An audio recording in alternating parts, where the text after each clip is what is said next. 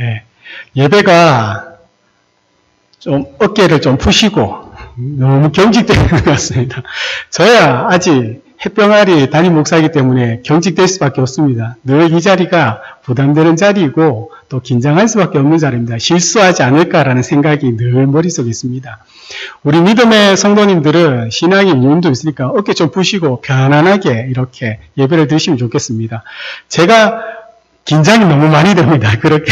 이렇게 너무 경직되어 있으신 것 같아서 제가 사실 꿈꾸는 예배는요, 웃고 떠들고 하는 그러한 예배입니다. 예, 우리 아이들이 특송할 때 앞에서 차력도 하고 그런 것들을 사실 제가 기대하고 있습니다. 그래서 주일학교 아이들이 우리 교회 많으면 이 예배 자리에서 아이들이 특송만이 아니라 작은 꽁트도 하고 그렇게 함께 즐기면서 예수 안에 있는 공동체가 얼마나 즐겁고 기쁘고 감사한지를 그렇게 누리는 그런 공동체를 꿈꾸고 있거든요. 그래서 너무 경직되어 있지 마시고 편안하게 이래 있으시면 좋겠습니다. 코로나가 끝나고 우리가 마스크도 벗고 일상이 조금 되어져 가고 이제 음식도 좀 나눌 수 있다면 나중에 이제 차도 준비해서 차 한 잔씩 들고 들어와서 마시면서 예배 드리고 그렇게 하셔도 됩니다. 예, 그렇게 준비하고 그렇게 할 거니까 편안하게 하나님께 예배 드렸으면 좋겠습니다.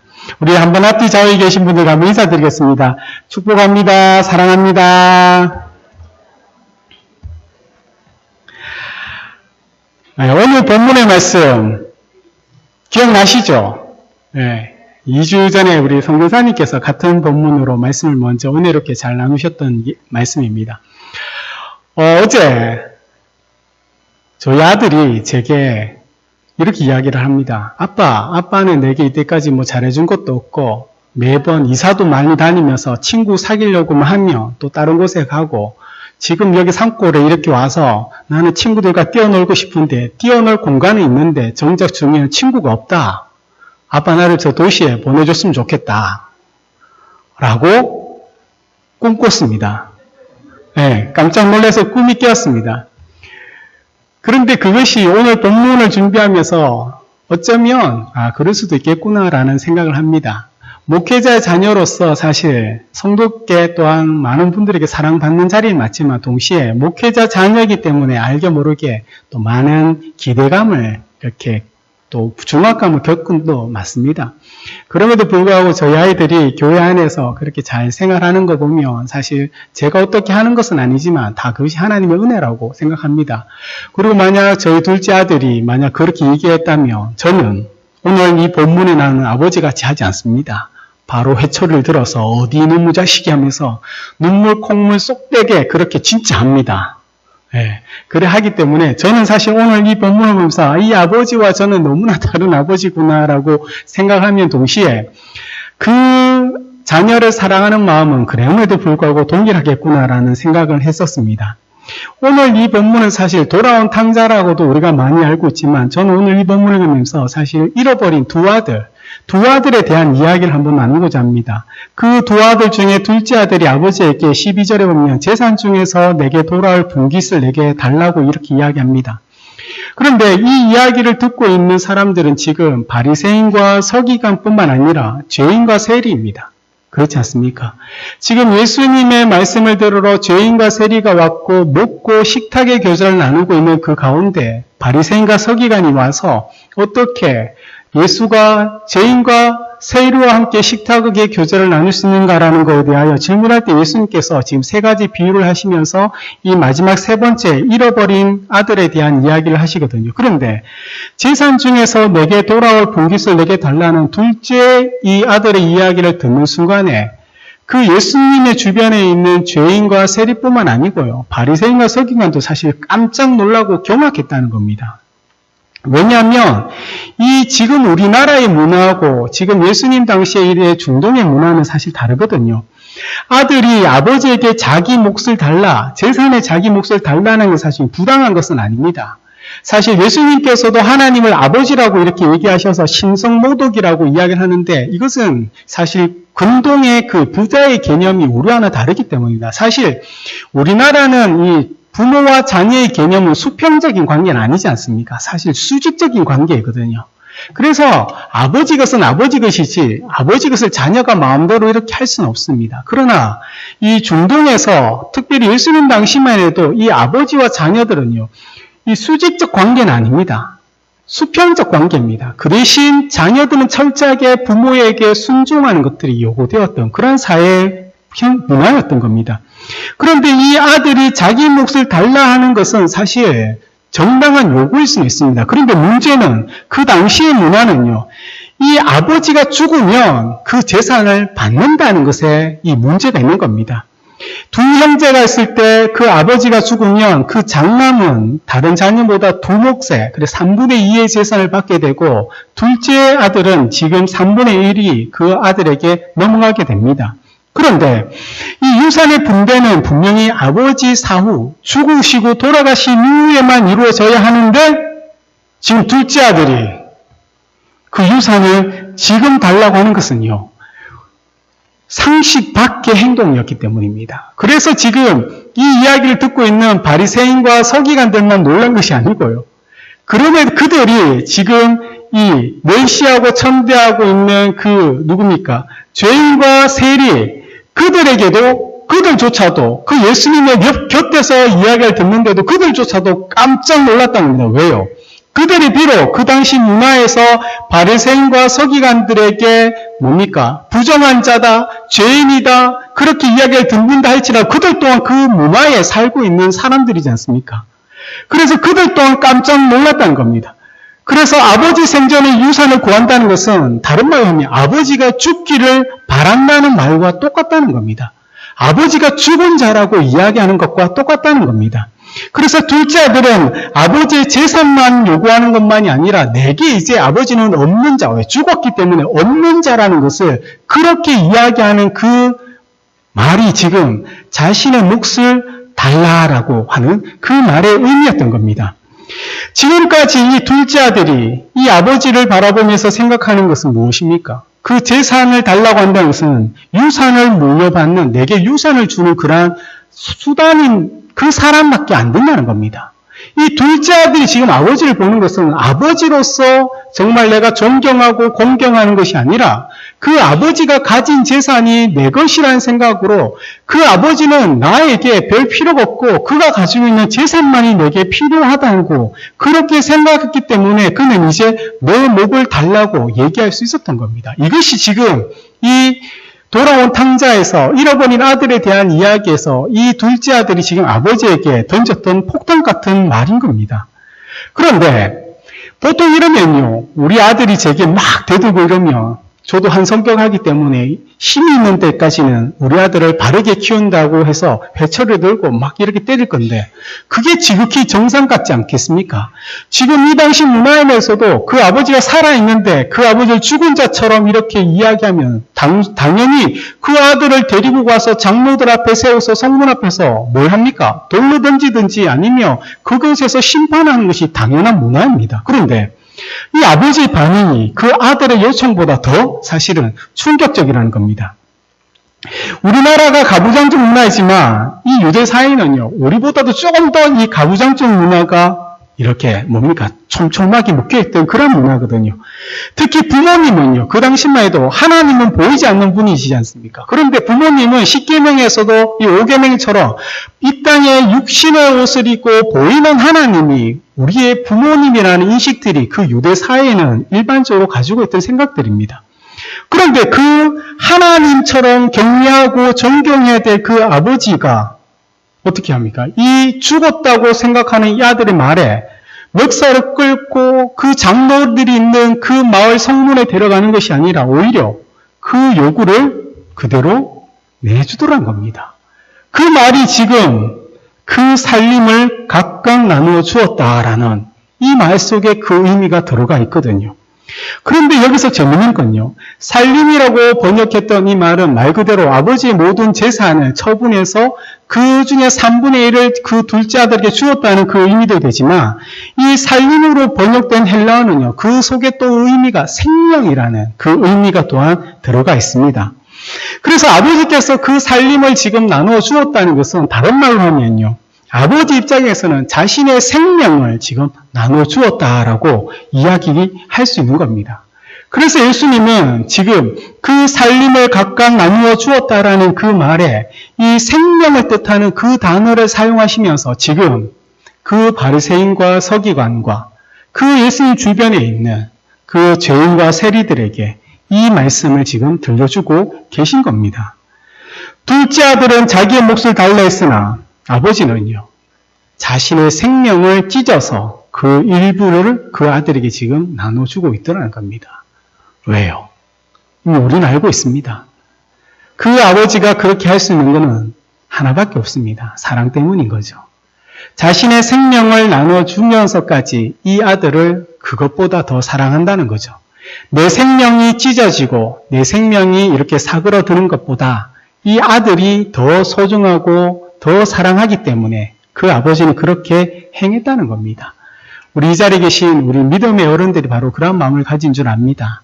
힘들고 어려운 시간들을 다 지나서 지금까지 교회를 섬기며 여러분의 믿음의 자녀들을 이 땅 가운데에서 그렇게 생활할 수 있도록 키우셨을 때 저 윗대에 있는 저희 부모님 세대의 우리 믿음의 어른들이 얼마나 수고하고 애쓰고 고생하셨는지 저는 저희 부모님 보면서 그래도 나름 잘 알고 있습니다. 제가 이렇게 귀공자처럼 보일지라도 정말로 고생 많이 했습니다. 나름. 정말로 고생도 많이 하고요. 정말 일도 많이 했습니다. 일도 많이 했고요. 그러면서도 저희 부모님이 그럼에도 불구하고 저보다도 몇 배의 수고를 했지만 단 한 번도 저와 제 동생에게 싫은 소리 잘 하시지 않으셨다는 겁니다. 장상에서 제가 이제 결혼을 하고 이렇게 할 때 저희 부모님이 제게 했던 말이 있습니다. 미안하다고. 그 미안하단 말에는 이 땅 가운데서 그렇게 고생하면서 어긋나지 않게 그렇게 자라준 것들에 대한 고마운 마음과 또 한편으로는 잘 해주지 못한 그 마음이 아마 들어있는 것 같습니다. 남들만큼 이렇게 저는 충분히 받았다고 생각하지만 부모님 마음이 어디 그렇습니까? 해줘도 부족하다고 생각하시는 거죠. 그래서 저희 부모님 제게 미안하다고 그렇게 이야기를 해주셨습니다. 그것이 바로 지금 이 아버지가 자신의 생명을 찢어서 그 둘째 아들의 말도 되지 않는 그 상황에 그것을 주는 그 마음이라는 겁니다. 자, 13절 말씀 우리 한번 함께 읽겠습니다. 그 후 며칠이 안 되어 둘째 아들이 재물을 다 모아가지고 먼 나라에 가 거기서 허랑방탕하여 그 재산을 낭비하더니 이 아들이 이제 그 재산을 가지고 잘 살면 되는데 이 이야기의 내용과 목적이 있지 않겠습니까? 예수님은 그 둘째 아들이 먼 나라로 갔습니다. 왜 먼 나라로 갔을까요? 아버지가 그때서 떠나고 싶은 거죠. 왜요? 내 마음대로 살고 싶기 때문에. 재산도 있겠다. 내가 내 마음대로 눈치 보지 않고 살고 싶기 때문에 먼 나라로 가서 허랑방탕하면서 전 재산을 중요한 단어 낭비입니다. 낭비. 그 재산만이 아니라 그 삶 자체를 이 아들은 지금 낭비했다고 성경은 이야기를 하는 겁니다. 그 낭비가 어디까지 내려갔습니까? 돈이 있어서 이 세상에서 떵떵거리고 살았는데 이제는 그 돈을 다 소비하고 나니까 그의 삶의 처지가 어디까지 떨어졌다고 합니까? 돼지 같아. 돼지가 먹는 쥐용 열매도 주는 이가 없다고 얘기하면서 그 인생이 그 당시에 유대 민족에서 가장 부정한 짐승 중에 하나인 그 돼지 같은 삶의 모습이 지금 이 둘째 아들 같은 삶이라고 지금 말씀하고 있는 겁니다. 이제서야 그 아들은 생각하는 겁니다. 우리 17절 말씀 우리 한번 함께 읽겠습니다. 이에 스스로 돌이켜 이르되 내 아버지에게는 양식이 풍족한 품꾼이 얼마나 많은가 나는 여기서 줄여 죽는구나. 아멘. 스스로 돌이켰다는 말 우리 선생님이겠죠. 이거는 우리가 스스로 깨닫는 자는 없습니다. 끊임없이 앞에 두 가지 비유, 목자의 비유와 그 잃어버린 드라크마의 그 주인의 비유처럼 그 잃어버린 양을 찾기 위하여 온 돈을 헤매고 그 양을 찾기까지 찾아다니는 그 목자의 그 열심과 그 마음인 것처럼 잃어버린 그 돈을 찾기 위하여 카드비를 멈추고 그 돈을 찾기 온 지방을 헤매고 찾아다니는 그 여인의 마음처럼 그런 아버지, 우리가 말하는 이 아버지는 육신의 아버지가 아니라 하늘 아버지의 그 열심과 일하심이 있기 때문에 그 하늘 아버지께서 목자를 끊임없이 그 아들에게 보내주시고 또 누군가를 통해 끊임없이 집을 떠올리게 하면서 지금 너의 처지를 깨닫게 하시는 그 일하심이 있었기 때문에 이 아들이 그 삶에 가장 공공할 때 어떻게 보면 우리 인생에 눈물 짓고 힘든 그 광야같이 가장 고달프고 힘들고 아파하는 그 시점이 되었을 때 이 아들이 스스로 깨닫게 되는 것입니다. 그가 깨달았던 것이 무엇입니까? 우리 아버지 집에는 양식이 풍족하고 그곳에는 품꾼이 이렇게 많았구나. 그래서 이 아들이 계획을 세우는 거죠. 아버지에게 돌아가 자신이 죄를 지어서 아버지의 자격을 잃어버렸습니다 라고 인정하면서 자신을 아들이 아니라 품꾼의 하나로 봐달라고 이렇게 이야기하겠노라고 계획을 세우면 어떻게 합니까? 상황을 그리고 그 상황에 맞닥뜨리며 대사를 연습하죠. 아버지, 나는 아들이 아닙니다. 저를 그냥 품꾼의 하나로 봐주십시오. 그렇게 생각하면서 집으로 돌아갔더라는 겁니다. 사실 여기에서 종과 품꾼은 조금 다르거든요.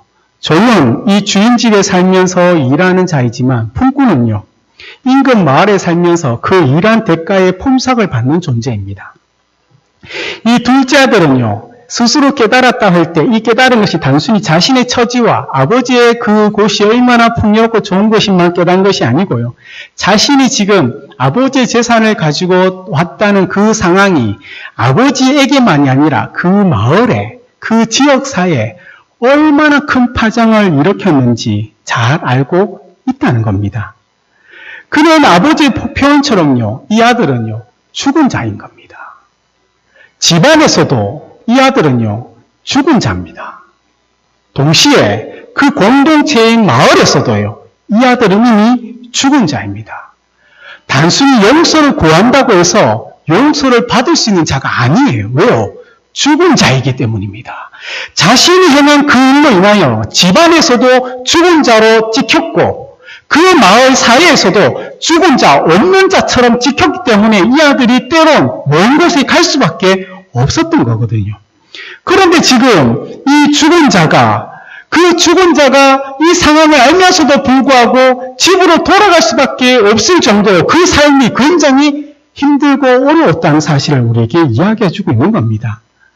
그래서 지금 이 아버지에게 품꾼의 하나가 되어서 어떻게 합니까? 종은 그냥 그 집에 소속되면 되지만 품꾼의 하나가 되어서 어떻게 합니까? 자신이 행한 그 일들에 대하여 그 받는 삭슬, 빚을 갚도록 그렇게 내가 하겠다라고 이 아들이 품꾼의 하나가 되겠다고 생각했던 겁니다. 그런데 이 계획이 이렇게 집으로 돌아가는데 저 먼 마을 어귀에서 아버지를 보는 순간 이루어지지 않더라는 겁니다. 아들의 모습이 보이자마자 그 당시에 부자였다며 돈이 있는 자인데 우리나라처럼 저희가 아래 상의와 하의가 아니라 그 당시만 해도 이렇게 통으로 짜는 옷을 입고 다니는데 그때는 해도요. 이 치마 입은 우리 여자분들 달리기 치마 입고 힘들지 않습니까? 그 남자도 마찬가지거든요. 통으로 짜인 옷 입고 달리면 그럼 어떻게 달립니까? 치마를 들고 달려야 되지 않습니까? 그런데 그것은요. 굉장히 부끄러운 행위거든요. 이 아버지가 그 마을의 유지로서 그 다리를 맨살을 보이면서 그 옷을 들고 달린다는 것은 부끄러움. 그런데 그 아버지는 그 아들이 보이자마자 옷을 들고 아들에게 달려가서 그 아들을 보자마자 끌어안고 입을 맞추다는 겁니다. 그런데 이제 이 아들이 생각했던 그 대사를 지금 하는 거죠. 그것이 바로 21절입니다. 아들이 이르되 아버지, 내가 하늘과 아버지께 죄를 지었사오니 지금부터는 아버지의 아들이라 일컬음을 감당하지 못하나이다 하니 얼마나 좋습니까?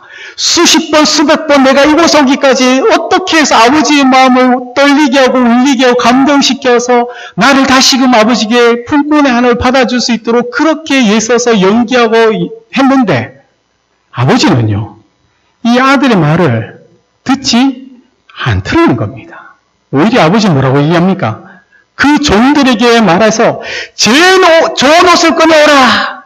손에 반지를 끼워라, 발에 신발을 신겨라고 얘기하는 것만이 아니라 살찐 송아지를 잡아 우리 함께 먹고 즐기자라고 이야기하면서 이 집안의 축제가 아니라 마을 전체의 축제로 지금 만들어 버리더라는 겁니다. 이 아들의 이야기, 얼마나 이곳에 오기까지 그 아들이 생각하고 또 생각하고 연습하고 연습했던 말이겠습니까? 그런데 아버지는요, 그 말이 귀에 들리지 않더라는 겁니다. 그 아들이 무슨 말을 하는 것과 상관없이 아버지께서 이 아들을 바라보면서 아버지가 하고 싶은 대로 지금 하더라는 겁니다. 아들은 아들이 얘기할 것을 이야기하고 아버지는 아버지가 하고 싶은 대로 이야기하는데 그 아들은 품꾼의 하나로 여기만 줘도 감사하다고 생각했는데 오히려 아버지는요, 그것이 아니라 이 아들을 죽었다가 다시 살아난 아들처럼 더 큰 기쁨과 감사를 가지면서 이 아들로서 그 신분을 지금 회복시켜 주더라는 겁니다. 아버지는요, 그 아들이 그냥 건강하게 돌아왔는 것만으로도 이미 만족합니다. 이것을 겪었던 둘째 아들이 깨닫는 것이 무엇이겠습니까? 우리 아버지 집은 양식이 풍족하고 일꾼도 많은 것만이 아니라 은혜도 풍성하구나. 지금 예수님 주변에 있는 이 세리와 이 세리와 죄인들은 이 말씀을 들으면서 무엇을 깨닫겠습니까? 주님 곁에 있는 것이 가장 큰 은혜로구나.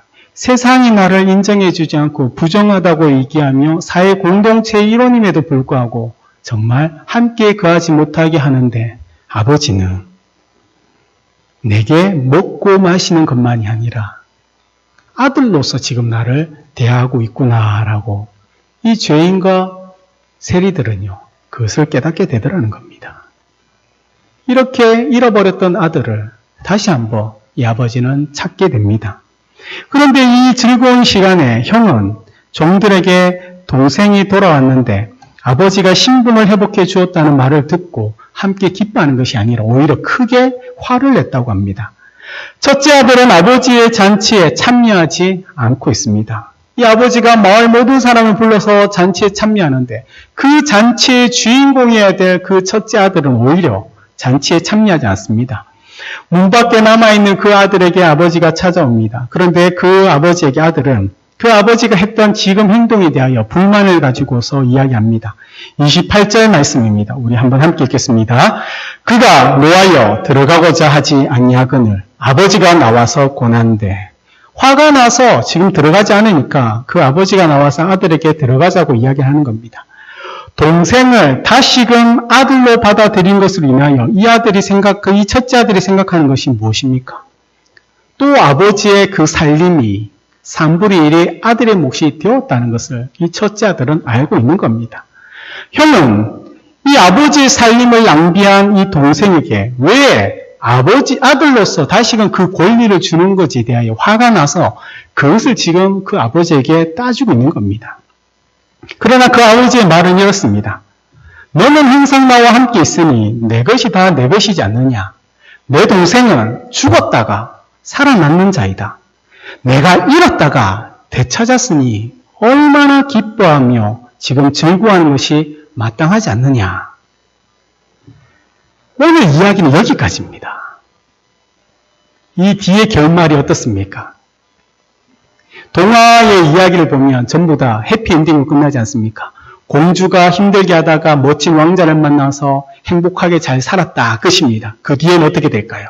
아들, 딸을 낳으면서 매일매일 싸우느라가 기록되어 있지 않는 거죠. 육아가 그만큼 힘들지 않습니까? 뭐 왕자, 공주라도 다르겠습니까?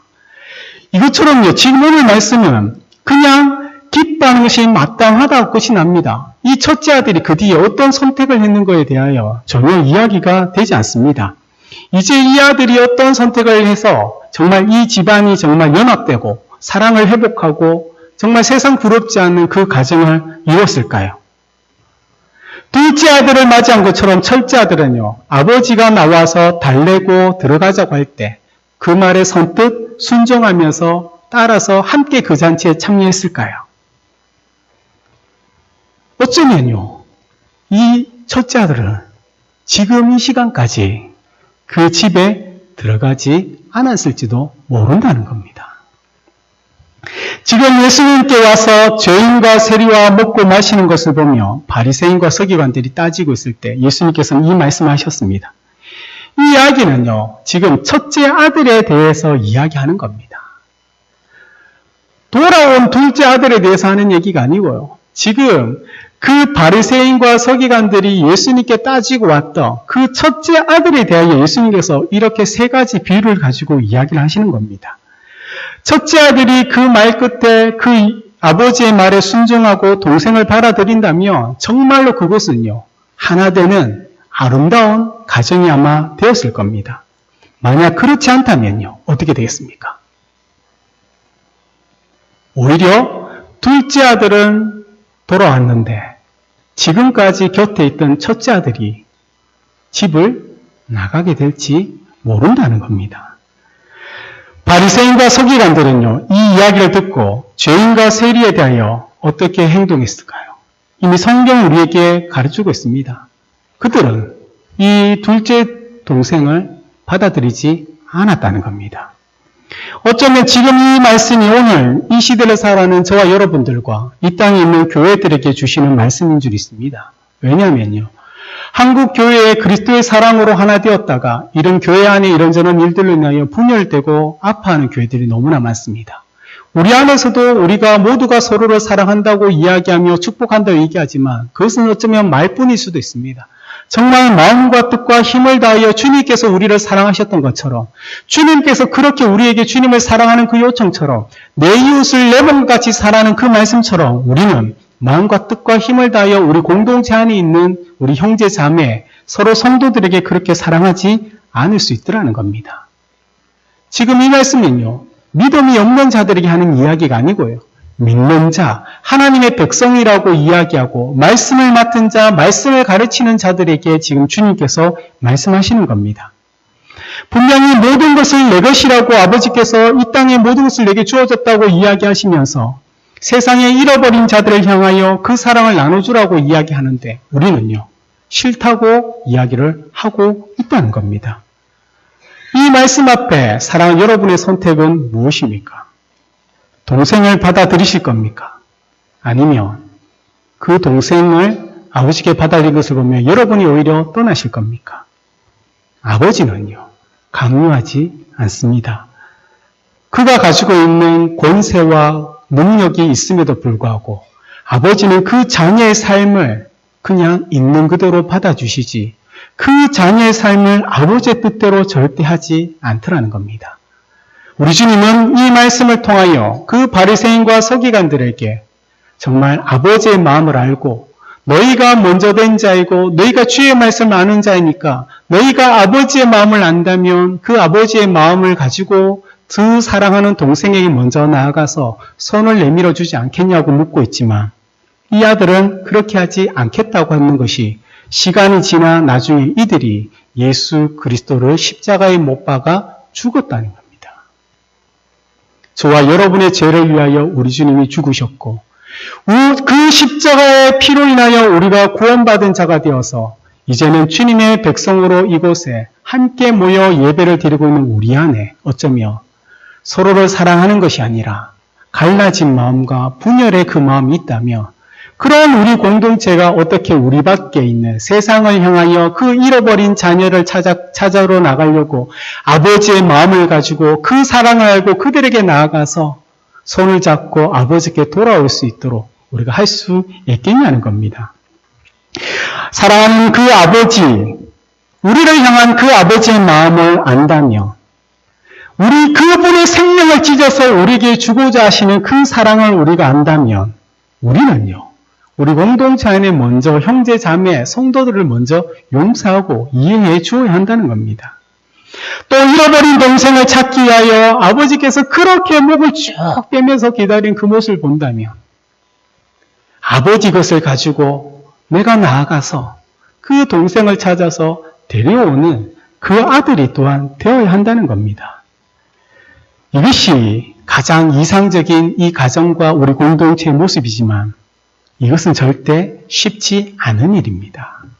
사랑하는 여러분들은 오늘 이 본문에 있는 그 아버지의 애끓는 마음과 그 사랑의 마음을 여러분은 알고 계십니까?